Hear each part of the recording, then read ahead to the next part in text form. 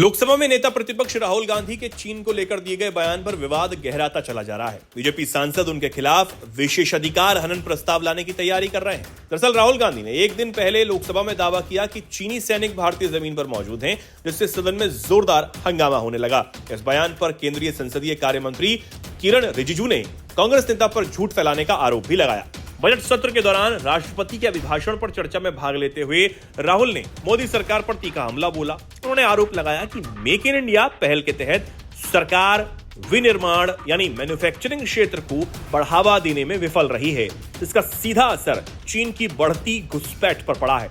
राहुल गांधी ने कहा, चीन हमारी जमीन पर बैठा है क्योंकि मेक इन इंडिया पूरी तरह से फेल हो चुका है। भारत उत्पादन से इनकार कर रहा है, जिससे चीन को फायदा मिल रहा है।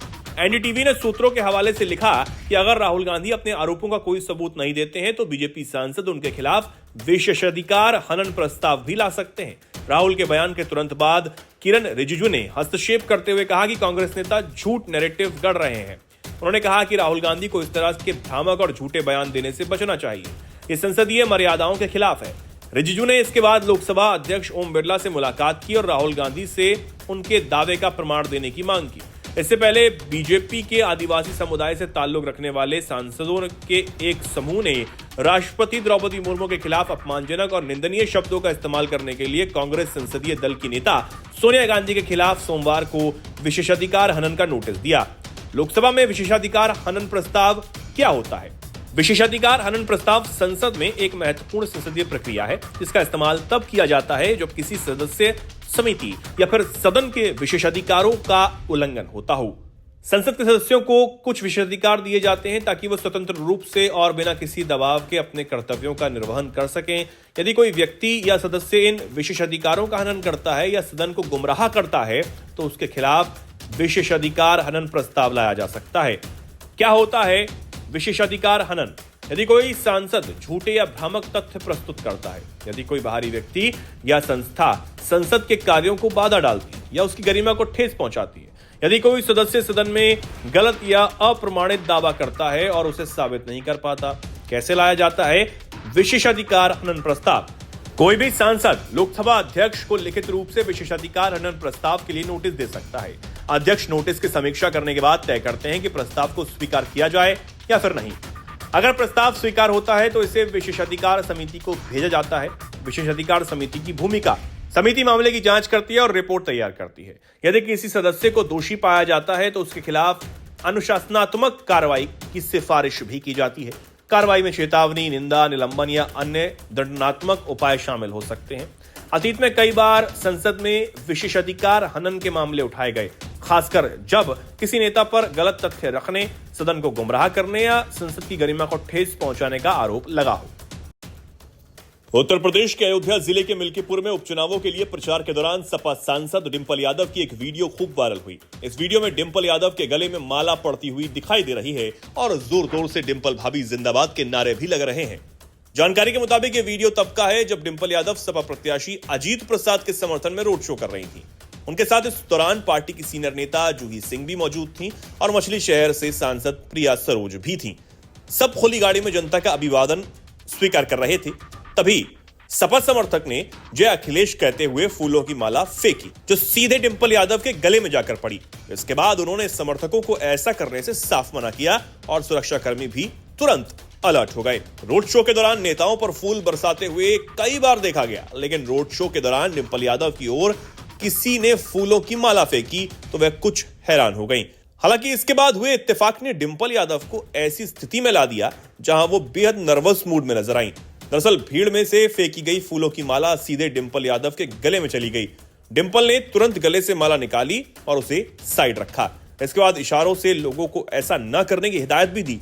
उनके साथ खड़ी महिला कार्यकर्ता ने भी लोगों को हाथ से इशारा किया कि कोई ऐसी हरकत ना करे।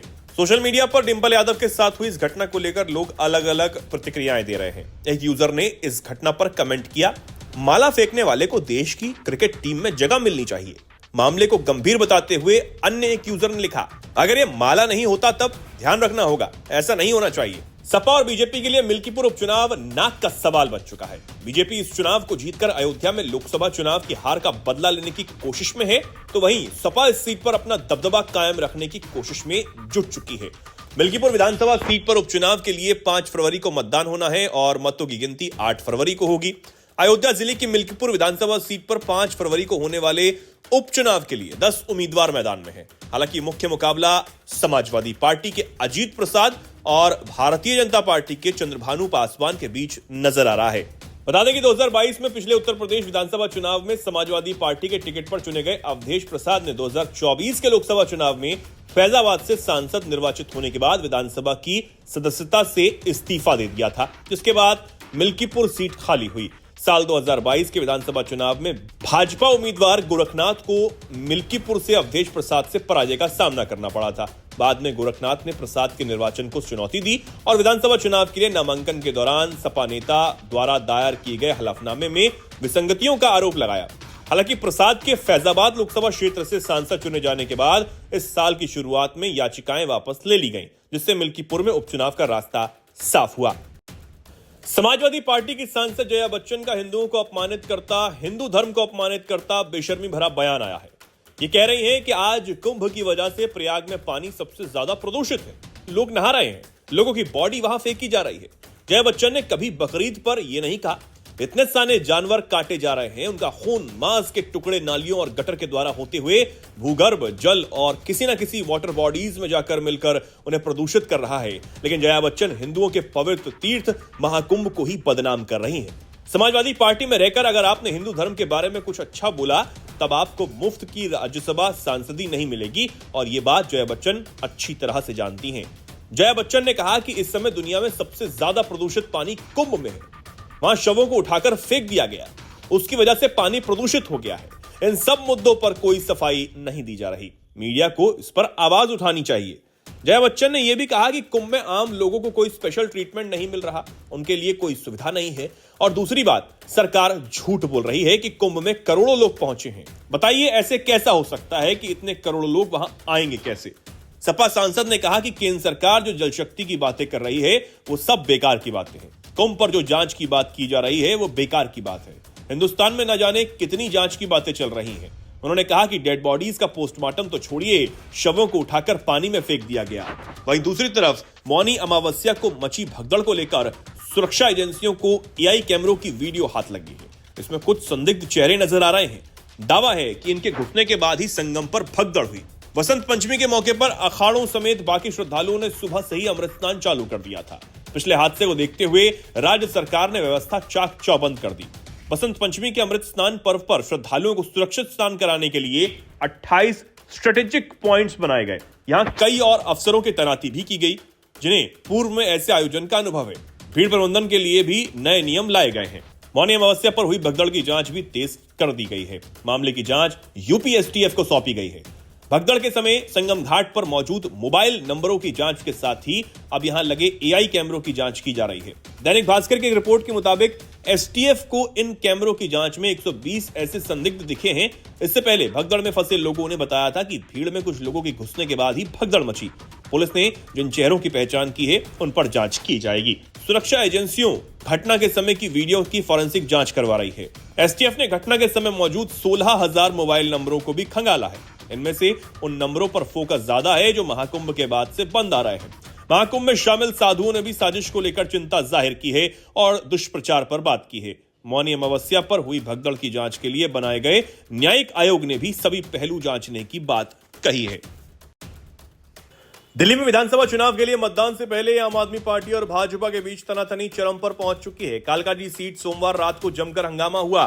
कालकाजी सीट पर सोमवार रात जमकर हंगामा हुआ।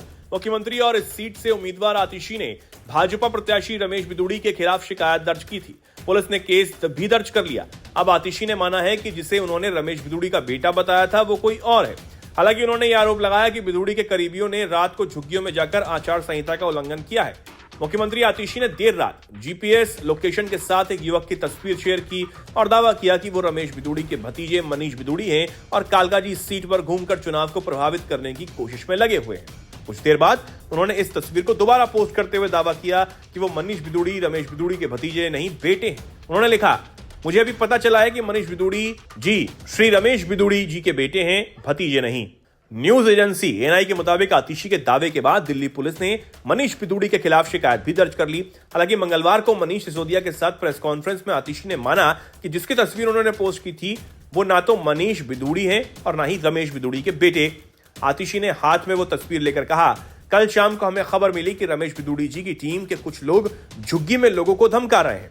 हम रात को गए, वहां पर दिनेश चौधरी, पहले किसी ने बताया था कि मनीष बिदूड़ी हैं, पर ये दिनेश चौधरी हैं, संगम विहार के हैं। आतिशी ने दावा किया कि रमेश बिदूड़ी की टीम के लोगों ने रात को झुग्गी झोपड़ियों में जाकर धमकियां दी। उन्होंने कुछ तस्वीरें दिखाते हुए उन लोगों को रमेश बिदूड़ी का करीबी भी बताया।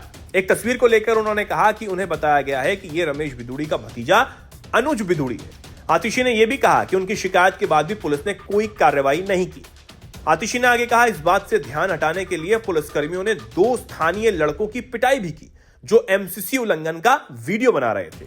उन्हें पुलिसकर्मियों ने पीटा है। उन्हें बिना एफआईआर या फिर शिकायत के रात करीब 1 बजे से सुबह 6 बजे तक थाने में रखा गया।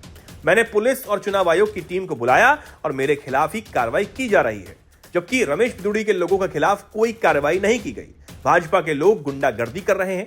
राजीव कुमार जी, अपनी सोई हुई आत्मा को जगाओ। आज लोकतंत्र राजीव कुमार के हाथ में है। किसी अन्य शख्स को बेटा बताने पर रमेश बिदूड़ी ने आतिशी पर पलटवार किया। उन्होंने कहा, पहले झूठा आरोप लगाना और फिर माफी मांगना इनकी आदत में है। उन्होंने एएनआई से बातचीत में कहा, रमेश बिदूड़ी ने कहा कि एक दिन पहले किसी और तस्वीर को मनीष बिदूड़ी बताया, अब किसी और को मनीष बिदूड़ी बताकर भतीजा कहा, फिर कह दिया कि रमेश बिदूड़ी का बेटा है। मैंने रात को ही ट्वीट किया कि आपको ये शोभा नहीं देता। मेरा एक बेटा वकील है, दूसरा विदेश में एक कंपनी में डायरेक्टर है। आपको ये शोभा नहीं देता। संवैधानिक पद की मर्यादा तार-तार ना करें। कितने लोग मेरे बेटे को जानते हैं? लोग तो समझ ही गए होंगे कि ये रमेश बिदूड़ी का बेटा है। ये पहले आरोप लगाते हैं, फिर माफी मांगते हैं।